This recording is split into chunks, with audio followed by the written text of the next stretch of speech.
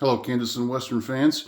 Today's video might become a series, I'm not sure, but it's basically meant to generate a discussion about backdrops and how to figure them out, what you want, perspective, all that stuff.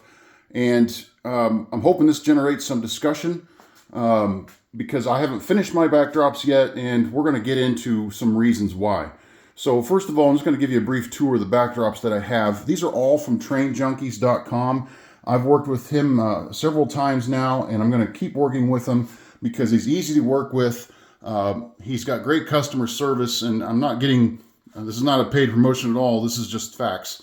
But I really like what he's able to do. He's able to modify some things, some of his existing backdrops, and I've done that now for almost all of them, I think, except for this bottom one, which was my first.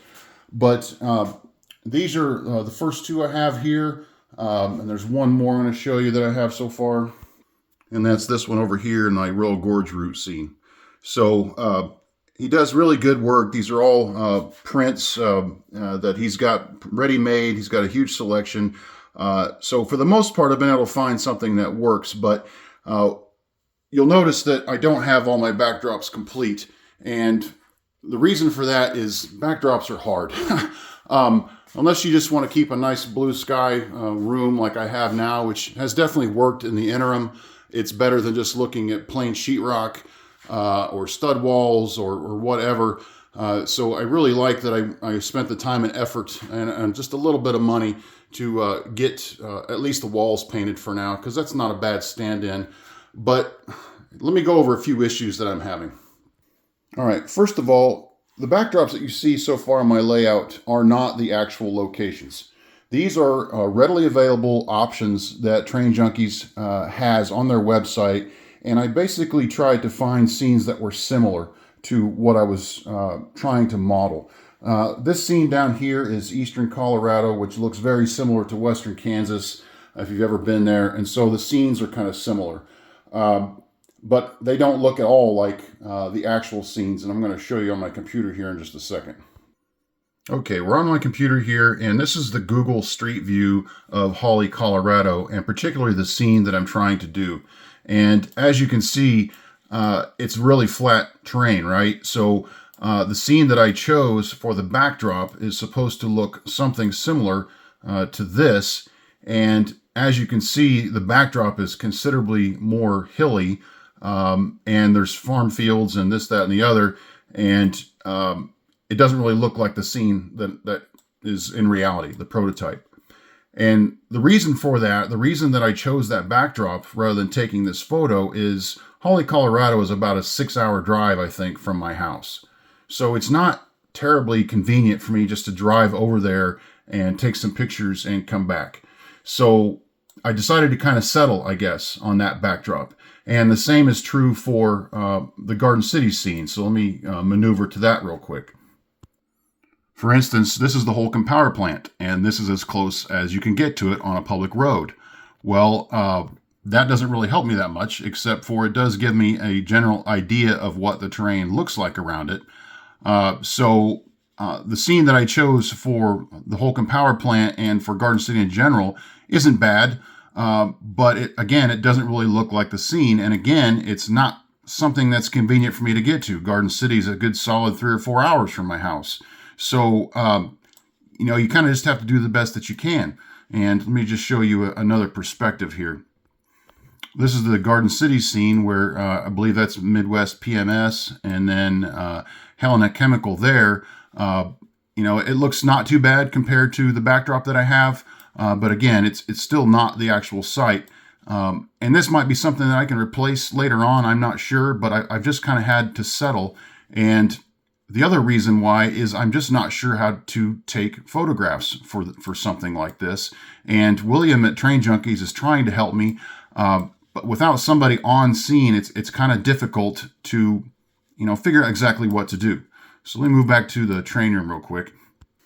So anyway, here's those scenes again. Here's the Garden City scene. There's Holcomb Power Plant there, and the backdrop that I chose. And then down here is Holly, Colorado. So, I mean, they're not bad, right? And he was able to modify these somewhat so I could kind of get rid of some things, add some things that he had in some. Like this is a modification of his backdrop that had solid trees, I think. And I just asked him to like eliminate 50% of the trees. And he was able to do that. Plus he added the storm because you're able to add different skies to the backdrop. So I had him add that just because it obviously looked really cool. And that's a pretty good feature of Kansas is big skies and big storms. So that's all been added, but it's not bad. And this is definitely, I don't want to impinge or blame William at Train Junkies at all. He's doing the best he can with my instruction. And this is just, this is a decision you have to make, right? So moving on around here, in this wall, we've got Charleston Elevator.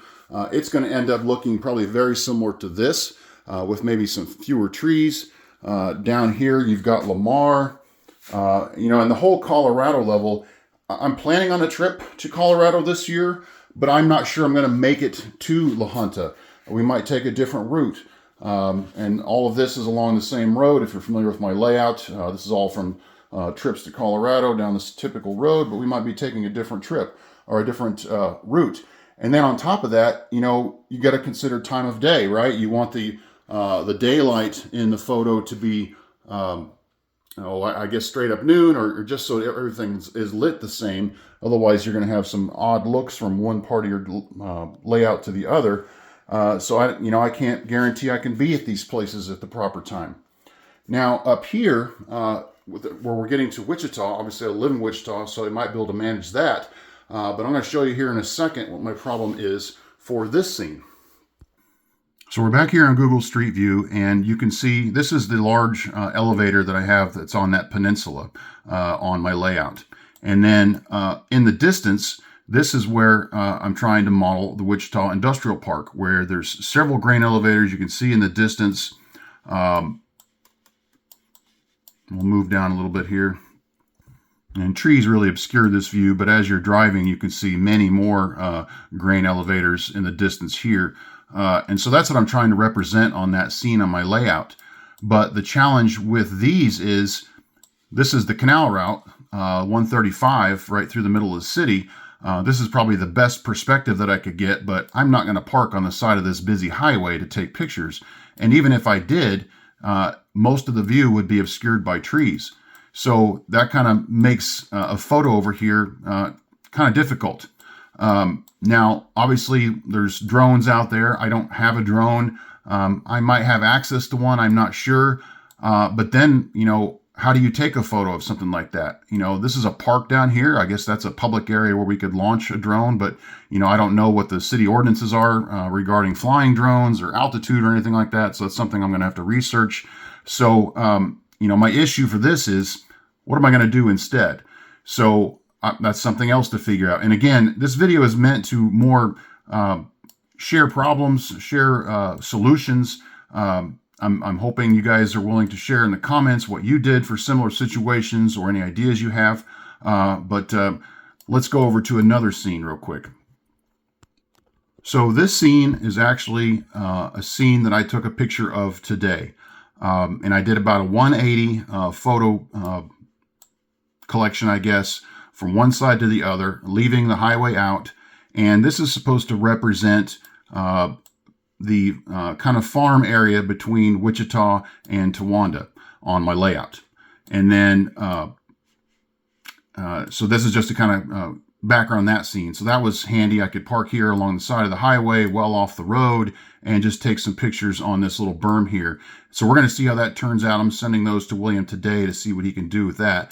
And then I'll show you some other scenes that I took.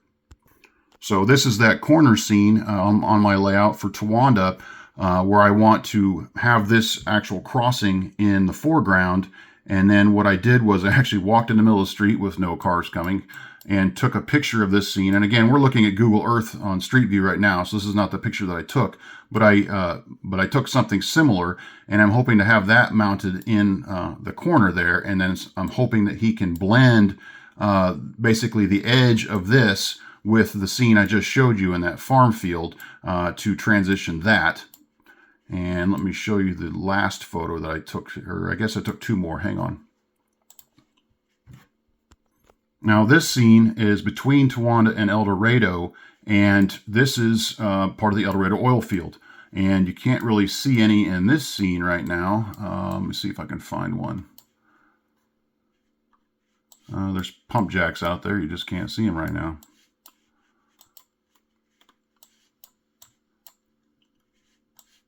Anyway, I basically stopped along the highway here, walked up onto this berm, and took another panoramic shot of this. So I'm very curious to see what he can do with that. And then there's one more that I took. This is in El Dorado near the refinery, and this image here on Google Earth is a perfect example of why taking your own photos can be problematic, because here is a terribly cloudy day. It looks like it might even be raining. I'm not sure. I managed to get out there today when it was a perfectly sunny day or straight up noon, so I took much better pictures than this, but these are going to be some tanks that'll be in the background of my refinery. So all those illustrations and photos kind of show you how difficult it can be to kind of figure out what to do. And I've yet to even find out if these photos I took today are even going to work. So I'm hoping to find out from William soon about whether or not they will, what he can do with those. We'll just move back into the train room here. So here's that refinery scene on my layout and where those tanks are. I'm going to place those. Now, the last scene over here in Union Tank Car, where you see I've got some trees already. I can't access this site with a public road at all. Fortunately, on Google Earth, it shows that there's basically trees surrounding this whole area.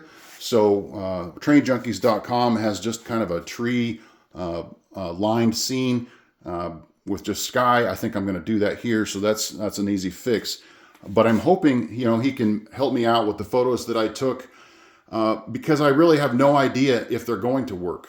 This is the first time I've ever done this. So I think I will do a follow-up video on what he tells me, what he's able to do, what I end up getting printed up and installed. You're going to see that obviously eventually anyway, but if I'm wrong, if what I took was wrong, I'll show you some of those pictures and show you and tell you what he told me I need to do different. So if anybody else has any experience with something like this, or the difficulty of designing their own backdrops, or anything to do with the photo ones. Obviously, if you're painting your backdrops, none of this is a problem because you can do your own perspective, you can do your own designs, any of that.